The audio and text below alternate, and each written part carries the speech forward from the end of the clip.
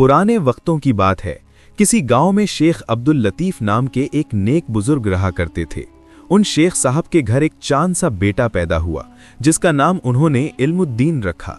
शेख साहब ज्यादा अमीर तो नहीं थे, लेकिन इल्म उनके पास बहुत था और दीनदार भी बहुत थे। शेख साहब ने अपने इस बेटे पर तालीम और तरबियत की बहुत तवज्जो दी। अरबी और फारसी ज़बानें पढ़ने के साथ दीनी तालीम भी दी। इल्म तिब यानी इलाज मुआलजे की किताबें भी पढ़ाईं। ये बच्चा, जिसका नाम इल्मुद्दीन रखा गया था, ये माँ बाप का फरमाबरदार होने के साथ साथ ये खुद भी बहुत नेक था और ये बहुत समझदार और ज़हीन था, और ये ऐसा काबिल था कि इसके साथियों में इस जैसा कोई नहीं था। जो बात दूसरों की समझ में नहीं आती थी, ये उस बात को फौरन समझ जाता था और फिर उसे याद भी रखता था। बहुत काबिल और बहुत ज़हीन ये इल्मुद्दीन जब ये जवान हुआ तो इसने हिकमत का पेशा इख्तियार किया। ये ऐसा अच्छा हकीम था कि जो मरीज़ भी इसके मतब में आता, चंद दिनों में वो सेहतयाब हो जाता।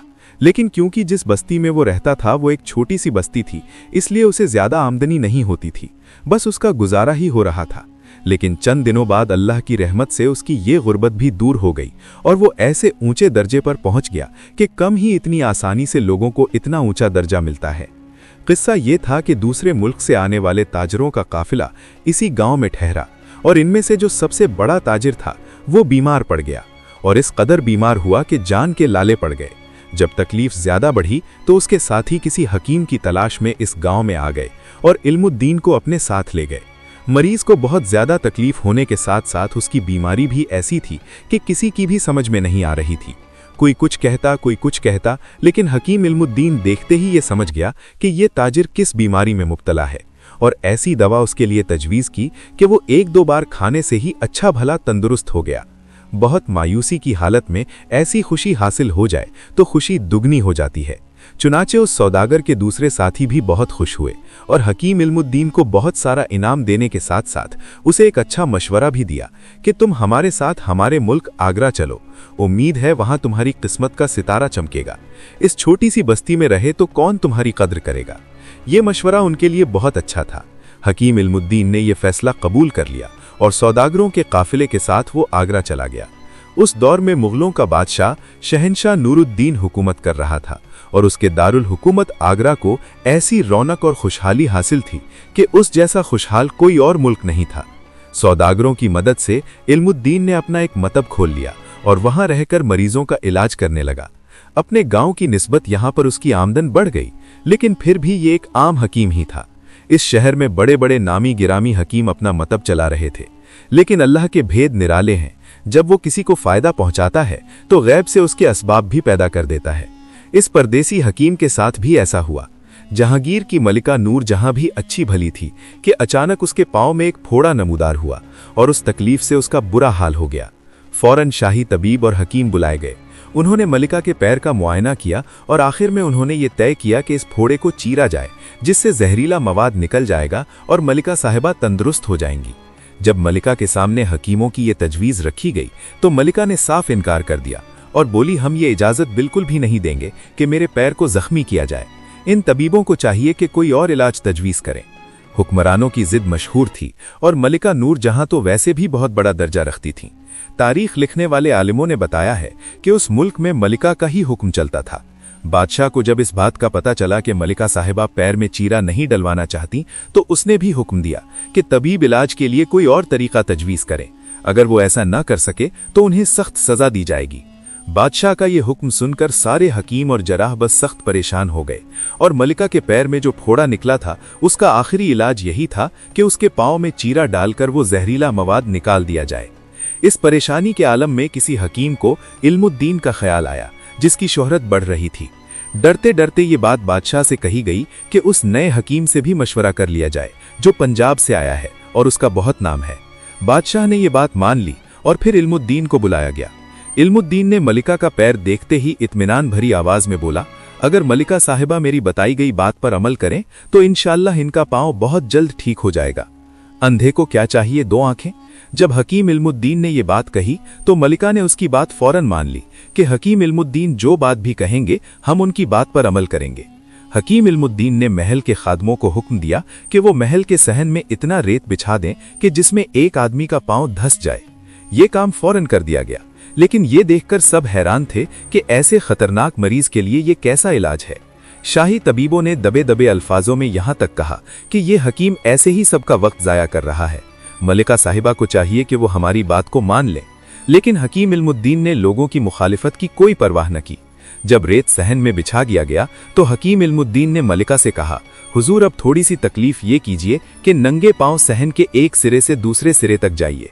ये इलाज मलिका साहिबा के भी समझ में नहीं आ रहा था, लेकिन क्योंकि हकीम इल्मुद्दीन को इलाज करने की इजाजत दी गई थी, इसलिए वो खामोश रहीं और नंगे पांव सहन के एक सिरे से चलकर दूसरे सिरे तक पहुंच गई। उधर मलिका जब आधे सहन तक पहुंच गईं, तो हकीम इल्मुद्दीन जल्दी से आगे बढ़कर उन पैरों के निशानों को देखने लगा जो रेत पर बन गए थे, और फिर अपनी जगह पर वापस आ गया और फिर मलिका साहिबा के सामने अर्ज करते हुए कहा कि मलिका साहिबा एक बार और अपने इन्हीं पैरों के निशानों पर पैर रखती हुई फिर महल के एक सिरे से दूसरे सिरे तक चली जाएं। मलिका ने ये बात भी मान ली, और फिर जब वो महल के एक सिरे से दूसरे सिरे तक पहुंची तो मलिका को यूं महसूस हुआ जैसे उनके पांव का दर्द करीब करीब खत्म हो चुका है। उसने झुककर अपने पांव का फोड़ा देखा तो वो भी गायब हो चुका था। वो ये देखकर खुशी से चिल्लाकर बोली, वाह हकीम साहब वाह, हम तो वाकई तंदुरुस्त हो गए। जिस पांव के दर्द की वजह से हमारी जान निकली जा रही थी, अब वो बिल्कुल ठीक हो गई। मलिका का ये कहना था कि पूरे महल में खुशी की लहर दौड़ गई, शादियाने बजने लगे। हकीम इल्मुद्दीन ने आसमान की तरफ देख के अल्लाह का शुक्र अदा किया और फिर मलिका साहिबा के पांव पर मरहम लगाते हुए कहा, मलिका आलिया, हुजूर की ये तकलीफ मेरी वजह से नहीं बल्कि अल्लाह ताला की मेहरबानी की वजह से दूर हुई है। इंशाअल्लाह 2-3 दिन में आप बिल्कुल चलने फिरने के काबिल हो जाएंगी, और फिर अगर अल्लाह ने चाहा तो ऐसी तकलीफ फिर कभी नहीं होगी। बादशाह भी करीब खड़ा ये सब कुछ देख रहा था। जब बादशाह ने मलिका को खुश और मुतमईन देखा तो फौरन हुक्म दिया कि इस हकीम को इसी वक्त 1 लाख अशरफियां दी जाएं। माँ बदौलत इस बात से खुश हुए हैं कि पलक झपकते ही इसने मलिका को इस तकलीफ से निजात दिला दी जिससे शाही तबीबों के नजदीक मलिका के पैर को जख्मी करना था। जब बादशाह की बात खत्म हुई तो मलिका आलिया ने कहा, वाकई ही जिस काबिलियत से इन हकीम साहब ने मेरी तकलीफ को दूर कर दिया है, कद्रदानी के तौर पर हम अपने सब जेवर इन्हें दे रहे हैं जो इस वक्त हमने पहन रखे हैं। ये कहते ही मलिका आलिया ने सोने के वो जेवर जिनमें हीरे जवाहरात जड़े हुए थे और इनके साथ साथ जो करीब खवातीन खड़ी थीं, उन्होंने भी अपने सारे कीमती जेवरात उतार कर उस हकीम को देना शुरू कर दिए। बादशाह की तरफ से दी गई रकम 1 लाख रुपए और इन जेवरात को मिलाकर कुल रकम 22 लाख रुपए बन गई। और इस इनाम के अलावा भी इस गरीब खानदान से ताल्लुक रखने वाले इस हकीम पर बादशाह ने एक और एहसान ये किया कि उसे अपने मसाहिबों में एक आला मकाम पर फायज कर दिया। आन की आन में हकीम इल्मुद्दीन को जो मनसब और जो इनाम उसे मिल गया था वो इसकी तमन्नाओं से भी ज्यादा था, लेकिन आगे चलकर अल्लाह पाक ने इसे और भी ज्यादा रुतबा अता किया। जहांगीर की हुकूमत के बाद शाहजहां तख्त पर बैठा तो इसने काबिल तबीब को वजीर खान का लक़ब देकर पंजाब का गवर्नर बना दिया। और बहुत ज्यादा हैरान कर देने वाली बात यह थी कि हकीम इल्मुद्दीन की तरक्की पंजाब का गवर्नर बनने के बाद भी ना रुकी। अपने नेक बंदों पर बहुत ही मेहरबानियां करने वाले अल्लाह ने इसे एक और ऐसी इज्जत बख्शी कि रहती दुनिया तक उसका नाम जिंदा रहेगा और इसे सवाब भी मिलता रहेगा। प्यारे दोस्तों, आखिर में ये बताना भी जरूरी है कि इस काबिल हकीम ने मलिका साहिबा का इलाज कैसे किया, क्योंकि रेत के बगैर नंगे पांव फर्श पर चलना तो इस फोड़े का इलाज नहीं हो सकता था, जबकि इसका इलाज मुगलिया सल्तनत के नामी गिरामी तबीब और जराह भी ना कर सके। हकीम इल्मुद्दीन ने फोड़े का इलाज तो यही किया था कि मलिका साहिबा के फोड़े को चीर कर उसके अंदर से वो जहरीला मवाद निकाला था, लेकिन अपने खुदादाद जहानत से हल ऐसा निकाला था कि वो मवाद भी निकल गया और मलिका को इसकी तकलीफ भी नहीं हुई, और ना ही मलिका साहिबा ने किसी किस्म की तकलीफ को बर्दाश्त किया था। वो तदबीर ये थी कि रेत के फर्श पर मलिका साहिबा के जो पैरों के निशान बने थे उनमें से हकीम इल्मुद्दीन ने एक छोटा सा कांटा लगा दिया था, जहां फोड़े की भार की वजह से कुछ गहराई पैदा हो गई थी। मलिका इन्हीं निशानों पर पैर रखती हुई जब दूसरे सिरे तक गईं तो कांटा फोड़े में चुभ गया और इससे वो जहरीला मवाद सारा निकल गया, जिसकी वजह से मलिका साहिबा सख्त तकलीफ में थीं। अब हकीम इल्मुद्दीन ने भी फोड़े का इलाज तो वही किया जो हकीमों और तबीबों ने बताया था, लेकिन तरीका ऐसा इख्तियार किया जो अल्लाह ताला की खास मेहरबानी की वजह से उसके जहन में आया था।